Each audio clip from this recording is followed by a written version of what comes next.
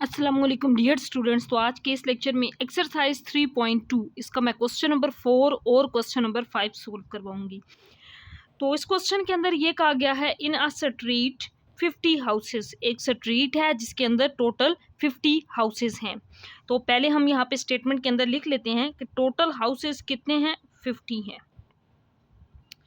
Total number of houses is 50।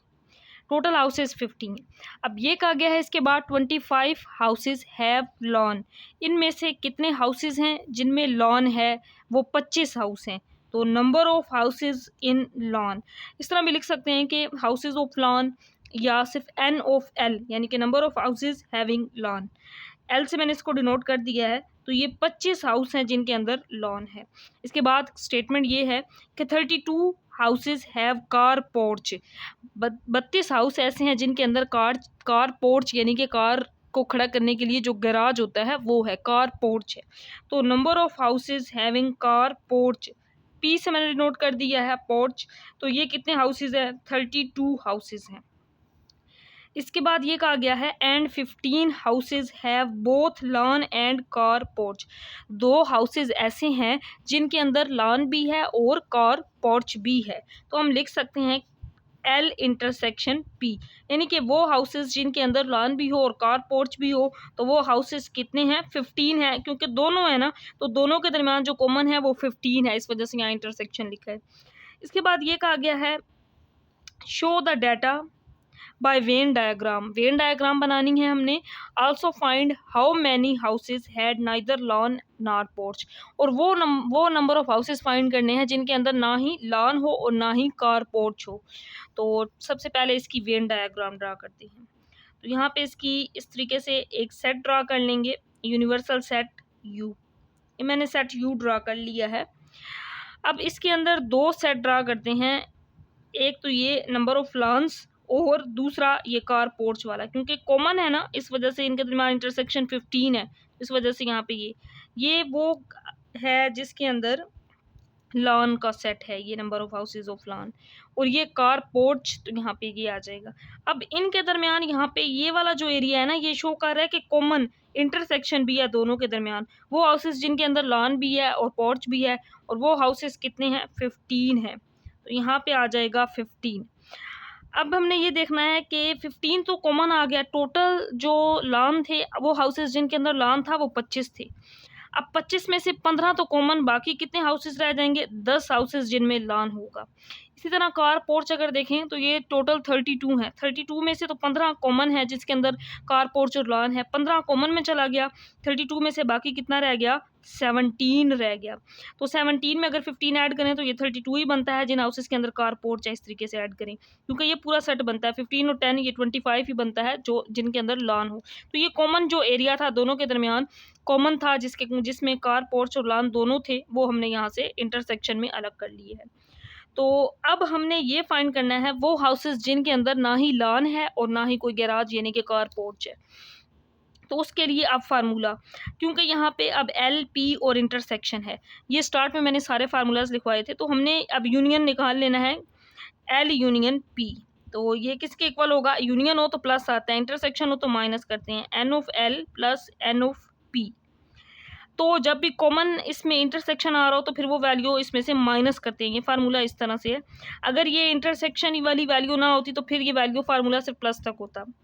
तो यहाँ पे अब इसकी वैल्यू पुट कर देते हैं। तो एन ऑफ एल यानी कि number of houses in lawn ये 25 है, N of P number of houses in car porch 32 minus ये 15 इसमें से कर देंगे, क्योंकि ये है ना number of houses in lawn, ये 25 बनता है, 17 और 5 ये 32, यहाँ पे वही वैल्यूज पुट की हैं।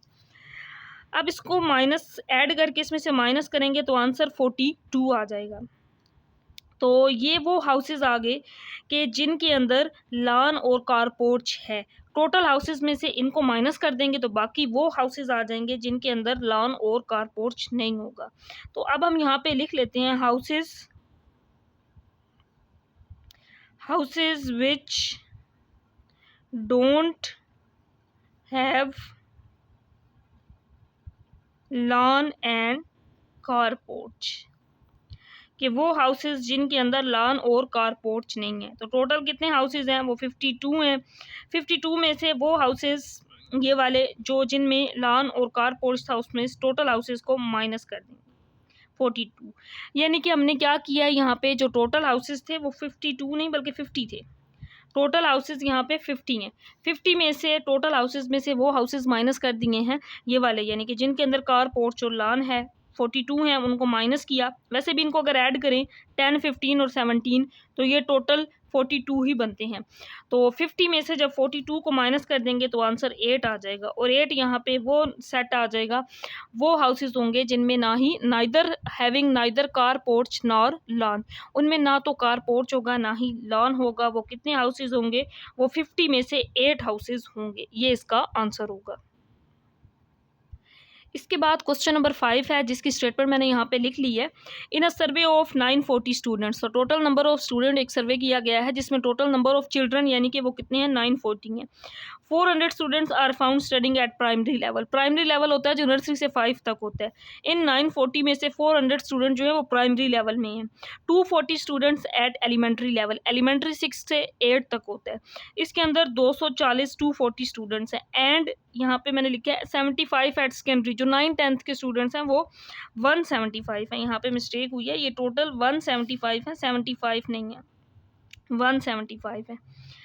तो क्रिएट अ वेन डायग्राम, इनकी वेन डायग्राम बनाएं टू इलस्ट्रेट दिस इंफॉर्मेशन, इस इंफॉर्मेशन के मुताबिक इनकी डायग्राम बनानी है।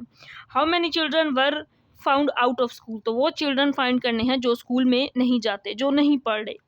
तो सबसे पहले हम टोटल नंबर ऑफ चिल्ड्रन लिखते हैं कि टोटल नंबर ऑफ चिल्ड्रंस कितने हैं। Total number of children, question के अंदर बताया गया है कि टोटल नंबर ऑफ चिल्ड्रन जो हैं वो 940 हैं। अब इसमें से वो स्टूडेंट्स लिख लेंगे जो प्राइमरी में होंगे, तो एन ऑफ पी, प्राइमरी को पी से डिनोट कर लेते हैं, ये हैं 400 स्टूडेंट्स। और फिर एलिमेंट्री में नंबर ऑफ एलिमेंट्री यानी कि एलिमेंट्री में कितने स्टूडेंट्स हैं, वो 240 हैं।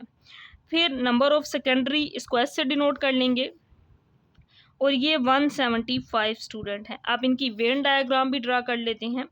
तो यहाँ पे इस तरीके से एक यूनिवर्सल सेट यू ड्रा कर लेंगे इसके अंदर इन सेट्स को। अब जो स्टूडेंट प्राइमरी में है वो एलिमेंट्री में नहीं जा सकता क्योंकि वो 5 तक है। जो एलिमेंट्री में है वो जो 6, 7, 8 में चला गया है वो प्राइमरी में नहीं जा सकता। और इसी तरह जो 9, 10th यानी कि सेकेंडरी में है वो एलिमेंट्री या प्राइमरी में नहीं जा सकता। तो इनमें कोई भी कॉमन एलिमेंट नहीं है, तो इन सब के सेट डिफरेंट बनेंगे। यानी कि ये सेट हो जाएगा प्राइमरी का, ये हो जाएगा एलिमेंट्री का, और इसी तरह यहाँ पे ये ड्रा कर लेंगे सेकेंडरी का। इनकी वेन डायग्राम में कोई भी इंटरसेक्शन में कॉमन एलिमेंट नहीं है। तो अब हमने क्या करना है कि वो स्टूडेंट्स वो फाइंड करने हैं जो स्कूल नहीं जाते।